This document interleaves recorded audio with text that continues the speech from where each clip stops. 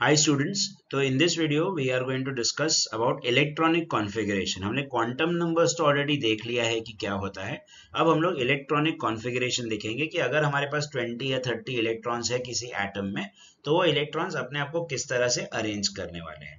बराबर है। For that we require the aufbau principle, the Hund's rule and the Pauli's exclusion principle. ये तीनों principal के basis पे हम लोग हमारा इलेक्ट्रॉनिक कॉन्फ़िगरेशन करने वाले हैं, और उसके बाद हम देखेंगे कि how to give a set of quantum numbers as well. Alright, तो चलो शुरू करते हैं। First is aufbau principal.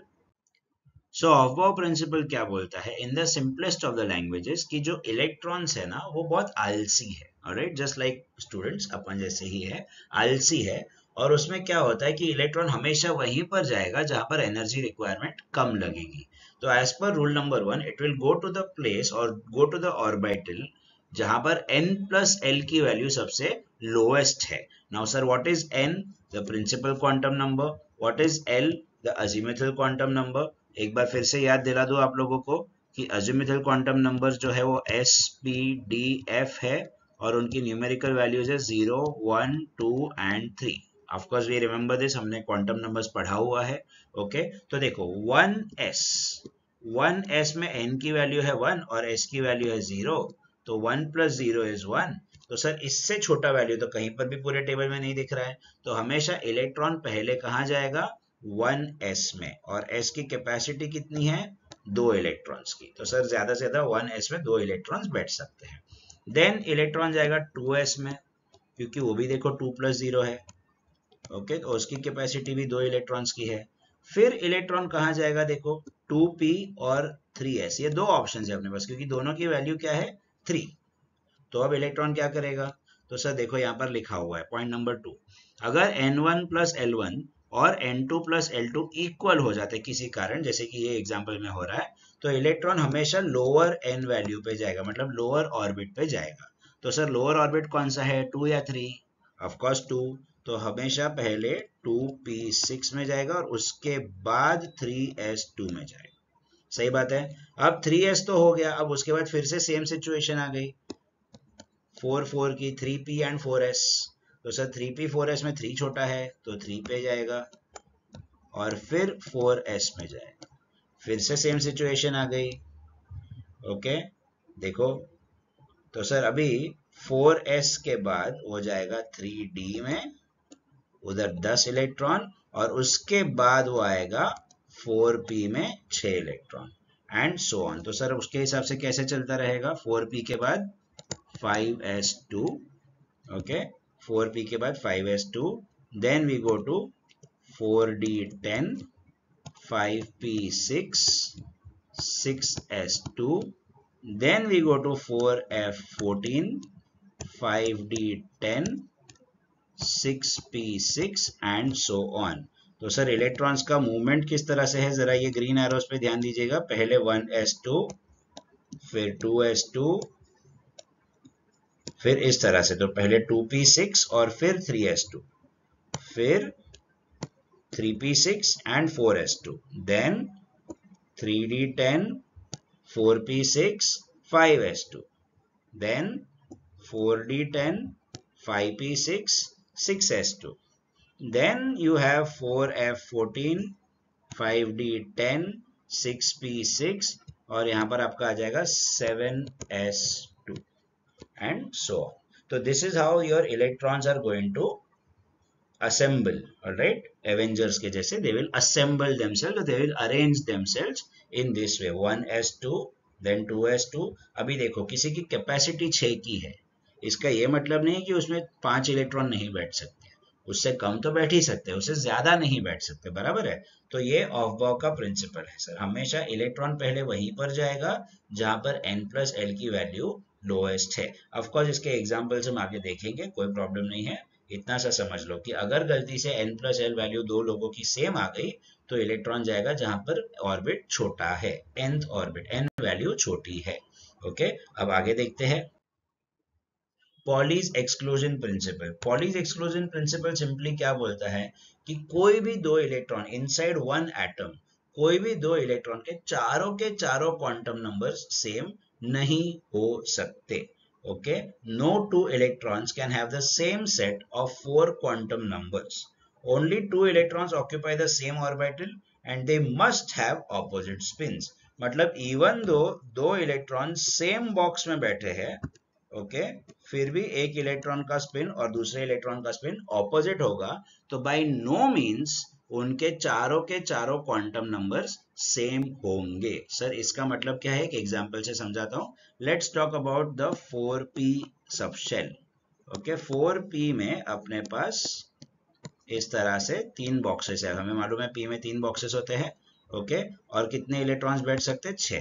तो sir 1 2 3 4 5 6।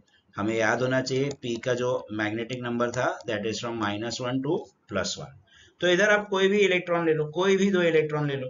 Okay, let's take any 2 electron. Let's take the electron, मैं अभी मार्क कर लेता हूँ, लेट्स कलर ये पर्पल कलर से। ओके, एक ये इलेक्ट्रॉन ले लिया और इमीडिएटली उसके बाजू वाला इलेक्ट्रॉन ले लिया, तो उनका एड्रेस क्या होगा, n l m s। n क्या है, 4, क्योंकि सर 4th ऑर्बिट में है। l की वैल्यू क्या है, 1, क्योंकि p और सब शेल में है। मैग्नेटिक नंबर देखो दोनों का ही +1 है, दोनों का ही +1 है, तो सर दूसरे वाले बंदे का भी 4 1 +1 दोनों का भी सेम है। लेकिन एक इलेक्ट्रॉन क्लॉकवाइज स्पिन कर रहा है और एक इलेक्ट्रॉन एंटी क्लॉकवाइज स्पिन कर रहा है। तो देखो इवन दो पहले 3 नंबर सेम थे लेकिन चौथा नंबर अलग हो गया, तो किसी भी 2 इलेक्ट्रॉन्स के चारों नंबर सेम नहीं हो सकते, कम से कम एक नंबर तो अलग होगा ही। ऑलराइट, अभी एक और एग्जांपल ले लेते हैं, इसी में से चाहिए तो इसी में से ले लेते हैं। ओके, इस बार मैं ग्रीन मार्किंग कर रहा हूँ, एक बंदा यहाँ पर है, एक बंदा यहाँ पर है। ओके, तो अभी देखो उनके बारे में बात करते हैं। तो पहले वाले की बात करते हैं वापस से, n l m s। पहले वाले का n क्या है, 4 सर, बिकॉज 4th ऑर्बिट में है। l क्या है, 1, क्योंकि p सबशेल में है। मैग्नेटिक नंबर देखो उसका -1 है और स्पिन क्या है, +½ क्योंकि वो अपवर्ड स्पिन में है या क्लॉकवाइज स्पिन में है। तो दूसरे वाले का देखो सर, वो भी तो 4th ऑर्बिट में ही बैठा है, यस, वो भी तो p सबशेल में ही बैठा है, यस, लेकिन उसका मैग्नेटिक नंबर है 0 और उसका भी स्पिन तो +½ ही है। तो देखो इस बार फिर से ये 2 और ये 3 नंबर सेम हो गए, लेकिन फिर से एक नंबर तो अलग आ रहा है। तो पॉलीज एक्सक्लूजन प्रिंसिपल बहुत सिंपली यही बोलता है कि कोई भी 2 इलेक्ट्रॉन का चारों नंबर्स सेम नहीं हो सकता, बरोबर। That is your exclusivity principle. Let's move on to the next one, Hund's rule of maximum multiplicity. ये हमें बहुत इंपॉर्टेंट चीज बताता है इलेक्ट्रॉन्स के अरेंजमेंट के बारे में। जैसे कि क्या सर, तो अगर मेरे पास एक p सबशेल है, ओके, और उसमें मुझे मालूम है 6 इलेक्ट्रॉन बैठने वाले हैं, तो मैं आपको 2 एग्जांपल्स दे रहा हूं यहाँ पर। Okay, let's consider the 2 examples. 4 electrons की बात कर लेते हैं। लेट्स अज्यूम कि हमें 4 इलेक्ट्रॉन्स बिठाने हैं। ओके, 4 इलेक्ट्रॉन्स, तो सर 1 2 3 4 ऐसे भी बैठ सकते हैं, और दूसरा है 1 2 3 4। अब इन दोनों में से सही वाला कौन सा है, तो according to the Hund's rule this is the right answer and this is the wrong answer. Sir क्या बोलना चाहते हैं, देखो, pairing of electrons in orbitals belonging to the same subshell does not occur unless each orbital belonging to that subshell has got 1 electron each। तो देखो यहाँ पर pairing शुरू हो गई, दिख रहा है, लेकिन सर पेयरिंग शुरू नहीं हो सकती अनलेस सारे ऑर्बिटल्स में एक एक इलेक्ट्रॉन आया ना हो। अभी ये देखो, ये बेचारा ऑर्बिटल तो खाली पड़ा है, इसके पास इलेक्ट्रॉन आने के पहले पेयरिंग कैसे शुरू हो गई। तो एज पर द स्टेटमेंट ये कॉन्फ़िगरेशन या ये अरेंजमेंट गलत है। ओके, हमेशा ध्यान रखना normal thought process, let's assume a standard thought process, ये एक बस है और ये 3 सीट्स है। ओके, तो सर कॉमन सेंस है कि मैं हमेशा, अगर मेरे को मालूम है 3 चेयर्स अवेलेबल है यहाँ पर या 3 सीट्स अवेलेबल है, तो सर कोई भी एक नॉर्मल इंसान होगा ना, पहले हमेशा विंडो सीट लेगा, फिर दूसरा इंसान आएगा तो उसके बाजू में नहीं बैठेगा, वो हमेशा दूसरी विंडो सीट लेगा, फिर तीसरी विंडो सीट लेगा। हाँ ऑफकोर्स फ्रेंड्स है तो अलग बात है, बट यहाँ पर हम लोग सब इंडिपेंडेंट लोग हैं। तो सर पहला बंदा आया, पहली विंडो सीट ले ली, दूसरा बंदा आया, दूसरी विंडो सीट ले ली, तीसरा बंदा आया, तीसरी विंडो सीट ले ली। अब उसके बाद कोई और आएगा ना, तब जाके पेयरिंग शुरू होगा, बराबर है। तो इस तरह से होता है सर, तो हमेशा ध्यान रखना है कि हमेशा पहले हर ऑर्बिटल को एक एक इलेक्ट्रॉन मिल जाना चाहिए और उसके बाद बाकी पेयरिंग शुरू होगी. Okay, pairing of electrons in orbitals belonging to the same subshell does not occur unless each orbital belonging to that subshell has got one electron each. बराबर है. एंड ऑफ कोर्स उसके अलावा एक और पॉइंट है जो हमने क्लासरूम में भी डिस्कस किया था. Half filled and fully filled orbitals have extra stability. Sir half filled और फुल्ली फिल्ड कौन होगा? जैसे कि एस के हाफ फिल्ड क्या होती है 1 और कौन है कंप्लीटली फिल्ड 2. पी में हाफ फील्ड क्या है 3 एंड 6 फुल्ली फील्ड. बराबर है. डी का हाफ फील्ड क्या है 5 एंड डी 10 और एफ में एफ 7 और एफ 14. ये हाफ फील्ड और फुल्ली फील्ड है, इनके पास स्टेबिलिटी ज्यादा होती है. तो हमेशा कोशिश ये रहेगी कि इलेक्ट्रॉन्स पहले हाफ फील्ड कंप्लीट करने की ट्राई करें और फिर उसके बाद पेयरिंग करना शुरू करें. That is your hunts rule of maximum multiplicity. Okay, अब कुछ एग्जांपल्स देखते हैं और इलेक्ट्रॉनिक कॉन्फ़िगरेशन एप्लीकेशंस कोशिश करते हैं. ओके, चलो सबसे पहला इजी वन एक्सपांडेड कॉन्फ़िगरेशन बता रहा हूँ, उसके बाद आपको मैं कंडेंस्ड वर्जन भी बताऊंगा. 11 इलेक्ट्रॉन्स मुझे बिठाने हैं. सर अपना हिसाब बहुत क्लियर है, हमने सीखा है कि पहले इलेक्ट्रॉन हमेशा जाएगा 1s में, फिर उसके बाद कहाँ जाएगा 2s में, फिर कहाँ जाएगा 2p में, फिर कहाँ जाएगा 3s में. बराबर है. एक बार वापस से आपको दिखा देता हूँ वो स्लाइड, अगर कोई भूल गया हो तो. ओके, बाद में देखेंगे, अभी के लिए कंटिन्यू कर लेते हैं. ओके सर, एस में कितने इलेक्ट्रॉन बैठ सकते हैं 2, फिर 2s में 2, 2p में 6, तो 2 2 6, 2 2 4 और 6 10 हो गए. अपने पास कितने इलेक्ट्रॉन्स है 11, तो अभी यहाँ पर सिर्फ एक इलेक्ट्रॉन एक्स्ट्रा बैठेगा. बराबर है. तो कॉन्फ़िगरेशन क्या हो गया 1s2 2s2 2p6 3s1. Okay, साथ में बोलेंगे क्या है 1s2 2s2 2p6 3s1. This is example of sodium. Okay, और देखो एक और चीज इसमें इंटरेस्टिंग है कि आखिरी इलेक्ट्रॉन कहाँ खत्म हुआ, s में खत्म हुआ ना, इसीलिए हम इसको कहते हैं s block elements. Okay, s block elements. समझ में आया क्या बोल रहा हूँ? आपने देखा रहेगा कि एलिमेंट्स को हम क्लासिफाई करते हैं S block, P block, D block and F block. नाम तो सुना ही होगा. ओके, तो जहां पर आखिरी इलेक्ट्रॉन खत्म होता है एस में, इसीलिए इसका नाम कहा जाता है एस ब्लॉक एलिमेंट. अब देखते हैं 18 इलेक्ट्रॉन्स को बिठाने की ट्राई करते हैं सर इस बारी. ओके, सेम चीज सर, पहले 1s, फिर 2s, फिर 2p, फिर 3s, फिर 3p. देखते हैं 18 हो रहे कि नहीं. 1s में 2, 2s में 2, 2p में 6, ये कितने हो गए 10 और ये 2 12, 12 और p की कैपेसिटी 6 की होती है, तो 18 हो गए. 18 1s2, रिपीट करेंगे 1s2 2s2 2p6 3s2 3p6. Okay, तो ये सब मिला के अपने 18 इलेक्ट्रॉन्स हो जाते हैं. यहाँ पर आखिरी इलेक्ट्रॉन कहाँ खत्म हुआ p में, and therefore it is a p block element. और P6 is basically your inert gas. Okay, हमेशा ध्यान रखना जो आपके नोबल गैसेस होते हैं वो हमेशा P6 कॉन्फ़िगरेशन पे खत्म होते हैं, ऑल इनर्ट गैसेस. ओके, तो हमेशा ये ध्यान रखना है क्योंकि कंडेंस वर्जन जो आगे की स्लाइड पे दिखाने वाला हूँ उसमें ये काम आएगा. सर 2p6 पे कौन खत्म होता है नियॉन. ओके, 3p6 पे कौन खत्म होता है आर्गॉन. ओके, 4p6 पे वी हैव क्रिप्टॉन, 5p6 पे we have xenon and 6p6 पे वी हैव रेडॉन. ओके, इसका यूज क्या है वो मैं आपको आगे बताऊंगा, बट ये आपको कॉन्फ़िगरेशंस पता होने चाहिए कि P6 configuration is for inert gases, group 18 elements. Okay, चलो अभी आगे देखते हैं. 23 इलेक्ट्रॉन्स अपने को बिठाने. कम ऑन, चलो 23 बिठाते हैं. Let's see. सर 18 तो हम बिठा चुके थे 3p तक, उतना तो हिसाब हमें मालूम है. तो 1s2 2s2 2p6 3s2 3p6. Sir 18 तो बैठ चुके हैं. 3p के बाद कहाँ जाएगा जल्दी जल्दी जल्दी, वो देखो जरा जिगजैग वाला रूट देखो. 3p के बाद जा रहा है 4s में. Very good, 4s. तो 4s2. तो सर कितने हो गए 18 और 2 20. अब 4s के बाद कहाँ जा रहा है जरा देखो. 4s के बाद जा रहा है 3d में.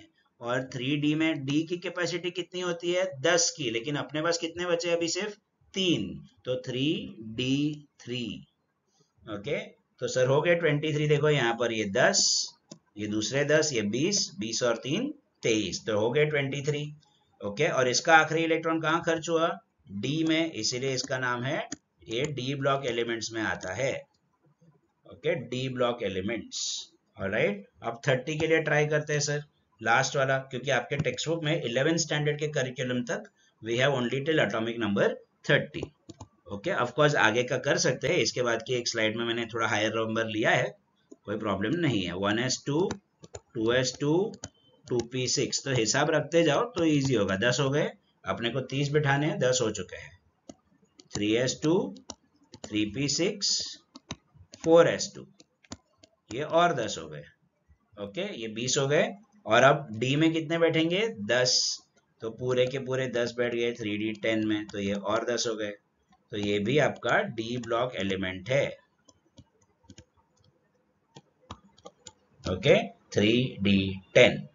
सो this is how you will write electronic configurations. आपको एग्जाम्पल अगर प्रैक्टिस करना है तो आप रैंडमली प्रैक्टिस के लिए कोशिश कर सकते हैं with z value as 21, z value as 27, you can consider z value as 35, 43, 59। Try करने में क्या जाता है, ट्राई करो, ये 5-6 एग्जाम्पल से ट्राई करो। If you don't get the answer you can always let me know and I will be more than happy to help you. Okay, let's go to the next slide. अभी ये ध्यान रखिएगा, यहाँ पर क्या ध्यान रखना है सर, ये वाली चीजें ध्यान रखनी है। ओके, कि कौन से पी में कौन सा इनर्ट गैस खत्म हो रहा है। ओके, कौन सा इनर्ट गैस आ रहा है। 2p के लिए नियॉन, 3p के लिए आर्गॉन, 4p के लिए क्रिप्टॉन, 5p के लिए जेनॉन, 6p के लिए रेडॉन। ओके, ये काम की चीज है, क्योंकि हम लोग इसको अभी यूज करने वाले हैं for our next electronic configuration which is the condensed version. अब देखो कंडेंस्ड वर्जन में क्या हो रहा है, हम पहले पूरा लिख देते हैं। ओके, तो सर 13 के लिए 1s2 2s2 2p6 कितने हो गए 10, 3s2 12 और 3p1, ये हो गए आपके 13, बराबर है। 13 इलेक्ट्रॉन्स हो गए 1s2 2s2 2p6 3s2 3p1। लेकिन सर कंडेंस्ड वर्जन में क्या किया जाता है, जो भी प्रीवियस, प्यार से सुनो, जो भी प्रीवियस इनर्ट गैस है जो p6 पे खत्म होता है उसको हम लोग लेके जाएंगे, उसको कॉमन कंसिडर करें। तो देखो सर यहाँ पर प्रीवियस इनर्ट गैस कौन सा है टिल 2p6 ना, 2p6 पे कौन खत्म हुआ था नियॉन, इसलिए इसको हम लोग ऐसे लिखेंगे, नियॉन तक कॉमन लिखा जाएगा और जो एक्स्ट्रा है वो हम बाद में लिख देंगे 3s2 3p1। समझाइए क्या किया, 3s2 3p1 इस तरह से लिखा जाएगा। ऑलराइट, अब चलो फिर से ट्राई करते हैं फॉर z इक्वल टू 21। तो z इक्वल टू 21 में क्या है 1s2 2s2 2p6 3s2 3p6 कितने हो गए 10 और ये 8 18 हो गए, 4s2 ये हो गए बाकी के 20 और फिर आ गया 3d1 ये हो गए 21, बराबर है 21 हो गए। वेरी गुड, बट नियरेस्ट पिछले वाला p6 कहां पर है जरा देखो ठीक से, सर p6 तो ये रहा, वेरी गुड p6, 3p6 में कौन खत्म हो रहा था फटाफट, 3p6 में आर्गॉन खत्म हो रहा था, therefore it will be argon 4s2 3d1। This is how you will write the condensed version. Okay, थोड़ा ठीक से नहीं लिखा, एक बार फिर से लिख देता हूँ। ओके, कोई बात नहीं। Okay, argon 4s2 3d1। Let's try 38 now. This time see I told you we are trying a higher one, जो आपके टेक्स्ट बुक में शायद नहीं होगा, 11th के टेक्स्ट बुक में तो शायद नहीं होगा। Okay, 38 sir, 38 1s2 2s2 2p6 3s2 3p6 4s2 3d10। यहाँ तक तो हमें मालूम है 10 सर, 10 10 और 10 30 तो हो गए, इतना तो हमें हिसाब था ही, बराबर है। वेरी गुड, अब 3d के बाद कहाँ जा रहा था 4p में, 4p6 तो कितने हो गए सर 10 10 20 10 30 6 36।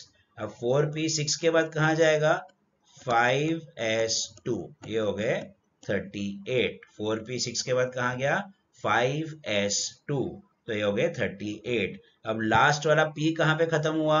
4p पे, बराबर है ना, 4p पे खत्म हुआ। तो 4p कौन था? फटाफट 4p था krypton. Krypton 5s2, this is your condensed version of electronic configuration. तो आपको सर एक्सपांडेड वर्जन भी आ सकता है, इसको हम एक्सपांडेड वर्जन बोलते हैं, जो हमने पिछले स्लाइड पे भी देखा, और इसको हम कंडेंस्ड वर्जन बोलते हैं। ओके, तो आपको पूछा जा सकता है नॉर्मली थियरी पेपर में कि भाई इसका कंडेंस वर्जन क्या है। एमसीक्यू में भी आ सकता है कि इसका कंडेंस वर्जन बताओ। ओके, तो sir this is the condense version. I hope this is clear to everyone. आप और एग्जांपल्स लेना चाहे तो जो मैंने पिछले स्लाइड में दिए थे उसी को आप एक्सपांडेड और कंडेंस वर्जन दोनों में ट्राई कर सकते हैं। Okay, let's go to two exceptional cases जो आपके टेक्स्ट बुक में है। ओके, एंड वहां पर अपना हंट्स रूल जो हमने थोड़ी देर पहले पढ़ा उसका कुछ तो application है. So let's go to those two exceptional cases. That will be our last slide. Copper and chromium. Z is equals to 24 and Z is equals to 29. तो सर यहाँ पर देखो, पहले हम लोग स्टार्ट करते हैं क्रोमियम का। ओके, क्रोमियम के पास कितने इलेक्ट्रॉन्स है? 24। ओके, हम देखेंगे क्या हो रहा है। ओके, ये एक्सपेक्टेड बिहेवियर है कि ऐसा होना चाहिए था, लेकिन वो लोग ने थोड़ा सा अलग बिहेवियर दिया। क्यों दिया वो अभी अपन देखते हैं। ओके, तो सर देखो, chromium according to our configuration 1s2 2s2 2p6 10 हो गए, 3s2 3p6 4s2 20 हो गए, और उसके बाद 3d4। ये एक्सपेक्टेड कॉन्फ़िगरेशन था। लेकिन सर हमें मालूम है कि 4s2, ठीक से देखेंगे, 4s2 में ऐसे इलेक्ट्रॉन्स होंगे, और 3d4 में क्या होगा? हमने डायग्राम्स किए हुए हैं, क्वांटम नंबर्स 1 2 3 और 4। अभी क्या कर सकते हैं? देखो, S तो कंप्लीटली फिल्ड है, तो do you agree that S is stable? Yes sir, S is stable. लेकिन D4 तो हाफ फिल्ड नहीं है ना। हम लोग ने हंट्स रूल में क्या पढ़ा था? हाफ फिल्ड और कंप्लीटली फिल्ड, ये स्टेबल होता है, यस और नो? तो सर यहाँ पर तो यार थोड़ा प्रॉब्लम है, या ना हाफ है ना कंप्लीट है, तो करंटली D4 स्टेबल नहीं है। तो अब क्या होगा? ये जो D के 4 इलेक्ट्रॉन्स है, वो 4s के इलेक्ट्रॉन्स को क्या कहेंगे? उनको कहेंगे कि भाई एक इलेक्ट्रॉन तुम्हारा हमारे पास भेज दो। उससे फायदा क्या होगा? उससे फायदा ये होगा कि आप 4s2 के बदले 4s1 हो जाओगे। और सर 4s1 भी तो स्टेबल था, वो भी तो हाफ फिल्ड हो गया, और मैं D4 के बदले D5 हो जाऊंगा, और D5 भी स्टेबल था। तो सर हुआ ये कि इन दोनों ने आपस में थोड़ा म्यूचुअल डिस्कशन करके एक इलेक्ट्रॉन को वहां जंप मरवा दिया, और वो 3d5 हो गया। Okay, 4s1 3d5। उसके पहले कौन था? p6, 3p6 था ना, तो आर्गॉन। 4s1 3d5, तो सर इलेक्ट्रॉन ने यहां से जंप मारा और वो d5 में चला गया, d5 बनाने। तो 1 2 3 4 5। सो this is the observed behaviour, and ये आपका एक्सपेक्टेड बिहेवियर था। एक्सपेक्टेड क्या था? 4s2 3d4। लेकिन हुआ क्या? एक इलेक्ट्रॉन ने जंप मारा, जिसकी वजह से 4s1 3d5 हो गया। तो सर जब कभी भी आपको आगे पूछा जाएगा electronic configuration in the future, आगे के चैप्टर्स में जब भी हम ये चीज यूज करेंगे, हम हमेशा ये वाला एक्सेप्शनल वाला ही लेके यूज करेंगे। Okay, in the future there is a chapter called D and F block elements in standard 12th। तभी भी हम लोग क्रोमियम के लिए 4s1 3d5 लेके ही आगे का जो भी डिस्कशन करना है करेंगे। ओके, अब देखते हैं कॉपर। कॉपर की बारी। कॉपर है 29 पे, आई एम सॉरी, कॉपर है 29 पे। सो 29 के लिए क्या कॉन्फ़िगरेशन होगा? 1s2 2s2 2p6 3s2 3p6 4s2 and 3d9। Sir फिर से कुछ लफड़ा दिख रहा है सर। 3d9 यार, d में तो कितने होते हैं? 10। तो 4s2 से एक इलेक्ट्रॉन फिर से जंप मारेगा, क्योंकि सर 4s2 में 2 इलेक्ट्रॉन्स थे और d9 में 9 इलेक्ट्रॉन्स थे। 1 2 3 4 5 6 7 8 9। यार एक के लिए रह गया, यहाँ पर ये स्टेबल है लेकिन ये अनस्टेबल है। तो अभी क्या बोला जाएगा, इसके इलेक्ट्रॉन को बोलेंगे भाई एक काम कर, इधर से जंप मार के इधर आ जा। उससे क्या होगा, 4s1 3d10 हो जाएगा। तो तू तो हाफ फील्ड रहेगा ही, तू तो स्टेबल ही है, पर साथ साथ में अभी d10 मिल जाएगा अपने को, तो हम लोग भी स्टेबल हो जाएंगे। ये हो गए आपके 5, ये आपका 6 7 8 9 10। ओके 3d10, अब दोनों स्टेबल हो गए। जैसे ऊपर भी देखो ये दोनों स्टेबल हो गए थे। Okay, so this is the exceptional behaviour of copper and chromium. Okay, this is the exceptional behaviour for copper and chromium. So ये ध्यान रखना है कि जब कभी भी फ्यूचर में हम कॉपर और क्रोमियम का एग्जाम्पल लिया जाएगा तो हमेशा एक्सेप्शनल केसेस के हिसाब से ही बात करेंगे। उसमें हम लोग ऑब्जर्व्ड बिहेवियर ही लेंगे, एक्सपेक्टेड बिहेवियर नहीं लेंगे। Okay, so this was all about basic electronic configuration of Bow rule, Pauli's exclusion principle and Hund's rule. Okay, हमने क्या क्या पढ़ा, स्टैंडर्ड इलेक्ट्रॉनिक कॉन्फ़िगरेशन किस तरह होता है, इलेक्ट्रॉन्स अपने आप को अरेंज कैसे करते हैं, पॉलीज एक्सक्लूजन प्रिंसिपल पढ़ा कि भाई कोई भी दो इलेक्ट्रॉन्स के चारों नंबर्स कभी भी सेम नहीं हो सकते। हंड्स रूल पढ़ा कि हमेशा हाफ फील्ड और कंप्लीटली फील्ड स्टेबल होता है, और इलेक्ट्रॉन पहले हर ऑर्बिटल में जाएगा और उसके बाद पेयरिंग शुरू होगी, बराबर है, याद रखना। ओके, और दो एक्सेप्शनल बिहेवियर पढ़े हमने कॉपर के और क्रोमियम के। Okay, so I hope this video was useful to you all. Thank you so much, all the best guys, bye.